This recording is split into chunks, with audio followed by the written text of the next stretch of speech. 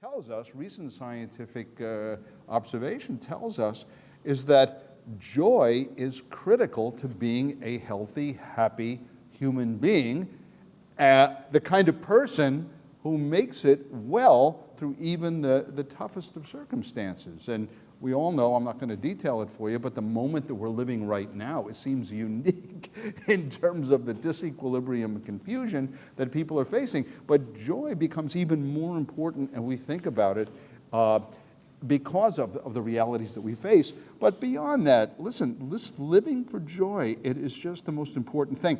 It's deeper than happiness. Remember, we talked about that last time.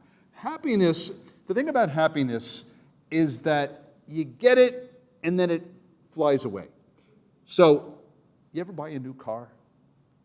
Isn't it a happy thing, that new smell? Don't you love new smell? I hear you can buy new smell. You can put it in an old junky car, but anyhow. But the thing about a car, within a short time, it's just a car. It gets dusty. If you have kids, there are French fries stuck in the cushions of the back, you know. And so, but joy is different. Joy is different than happiness, and happiness is good. Naturally, fun things, nice things, delightful things. It's all good, but it doesn't have the staying power. It doesn't have the power in our lives that joy does. Joy, here's an amazing fact, even people who have suffered terribly, even people who've been martyred throughout the centuries for their commitment to Yeshua or for being Jews, if they were interviewed, some of them would say, you know, I had joy in the midst of the whole experience, because joy transcends the circumstances of life like no other. So we talked about all that last week, and we also discussed the fact that the ultimate of joy is seeing, and I mean it in a sense figuratively, but truly, seeing the face of God and seeing his twinkling eyes and his big smile as he looks at you, communicating, you know, kid, I think you're terrific. I am so glad to know you and that you're mine. Doesn't that make you feel warm and nice when you just even to think about that? It's a wonderful thought. But it is not a pipe dream. The biblical picture, of course, includes God as creator. God can be very tough at times. We know all that. We get all that. But the larger picture is his face, panim. We talked about that last time. His face looking at his people, and we sense him lifting up his face upon us in his joy, and we become joyful that way. This is an aspect of reality that you got to work at to get and hold on to, but when you get it, it's really precious. And again, it's all related to some extent. I mean, some of the reality of it is neurology. You know, impulses coming into the right brain at the back and making its way, I believe, to the prefrontal cortex, and then shifting to the left side of the brain where rationality occurs and thinking and problem solving. But the neurologists say now the most important aspect of knowing is in the right side, that intuitive sense and that joy center. It's all on the right side. But of course, you got to have both hemispheres to function. Okay, so what I want to do is frame what we're going to be talking about two ways. Number one, I want to share a Hasidic story, a story told by the Baal Shem Tov about joy. And then I have something really special for us today. You'll see what I mean in a few minutes. So the Baal Shem Tov, founder of the Hasidic movement in the 18th century, he was asked, why is it that the Hasidim burst into song and dance at the slightest provocation? Okay? And this person asked, is this the behavior of a healthy individual? I mean, you know, a drop of a tent. The Baal Shem Tov responded with a story. Once a musician came to town, a musician of great but unknown talent. He stood on a street corner and began to play. Those who stopped to listen could not tear themselves away, and soon a large crowd stood enthralled by the glorious music whose equal they had never heard. Before long, they were moving to its rhythm, and the entire street was transformed into a dancing mass of humanity.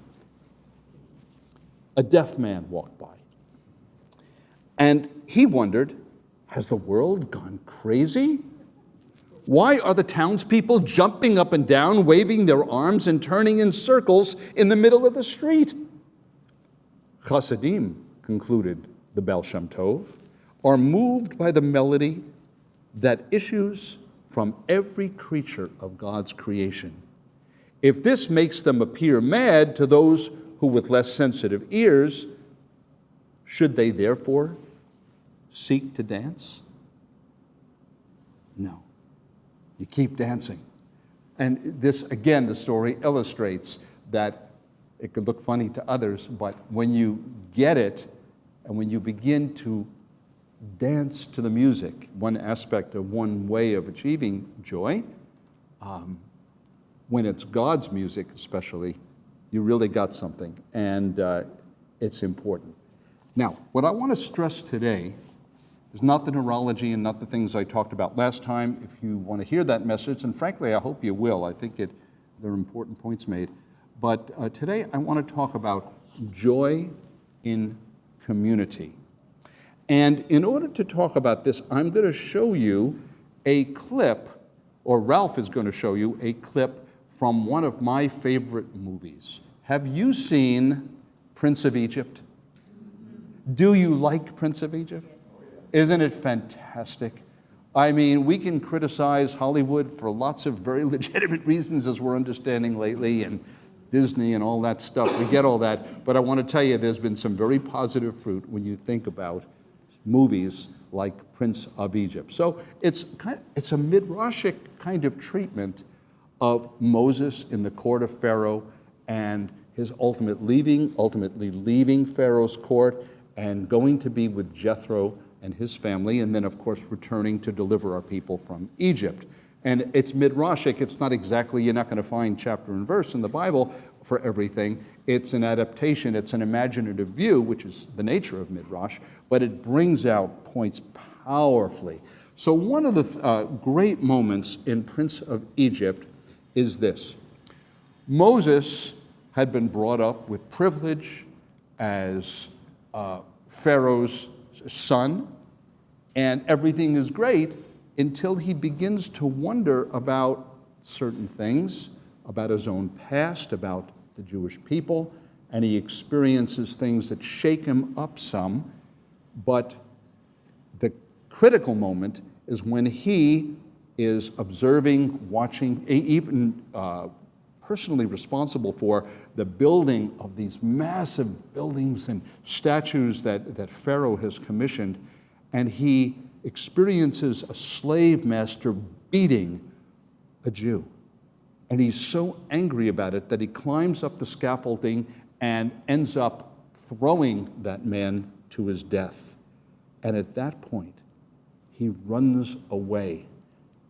And it's so poignant because what we have here is him not just running away from physical Egypt, but we find him in this no man's land in terms of his own personal identity, where he had assumed that he was a privileged son of Egypt. Now he doesn't know who he belongs to, where he belongs. All they know is he has to get out of there. And so he leaves, and then there's the scene of him, a sandstorm coming and covering him up, and a camel takes a bite of his scalp. You remember that? And he gets up, and he hangs onto the camel, and somehow gets dragged into Midian to Jethro's area. And he rescues the daughters from the bad shepherds. And our scene picks up at night at the communal festival, celebration, the communal campfire. And the music is playing, and Jethro has words with Moses.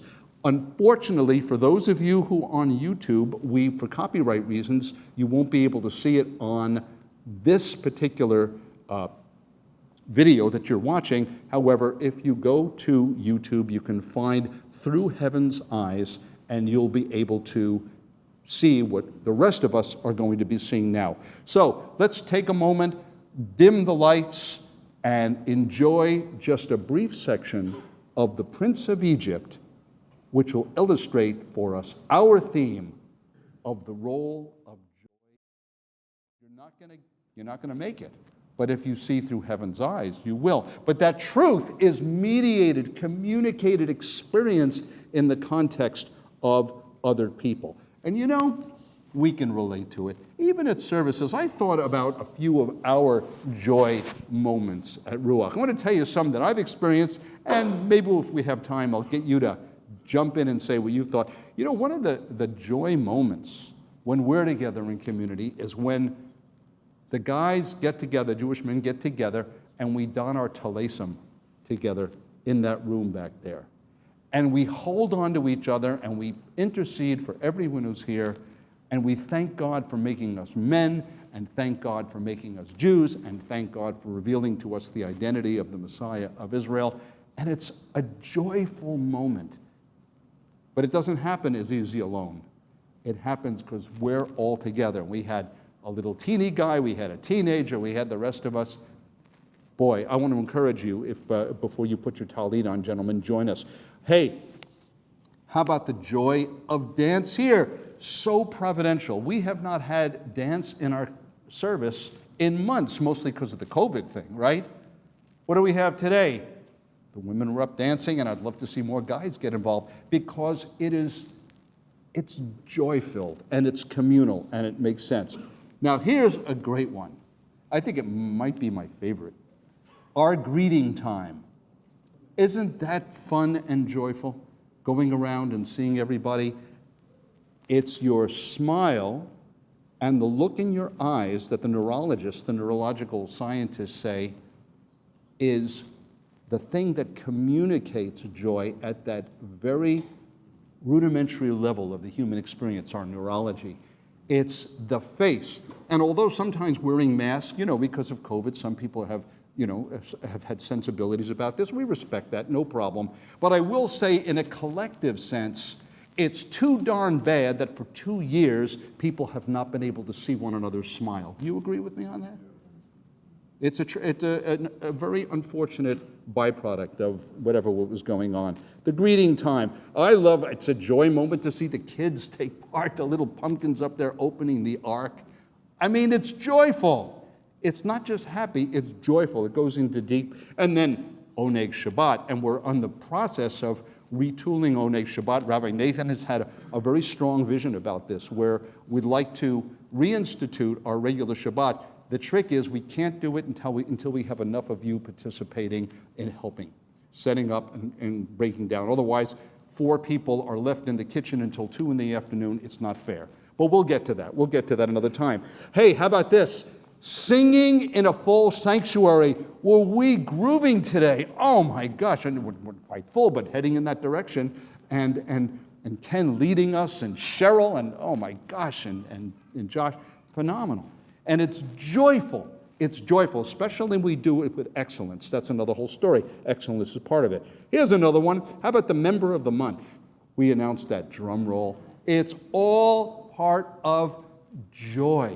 And that's what God would have for us. So, as we pointed out last week, getting close to the end here, joy does not remove our pain, but we get the strength to go on. That's the message in this little clip from Prince of Egypt, that Moses is in his deepest, darkest moment in his young life, and yet the joy of the dance carries him through and prepares him to become the one through whom God rescues us from Egypt.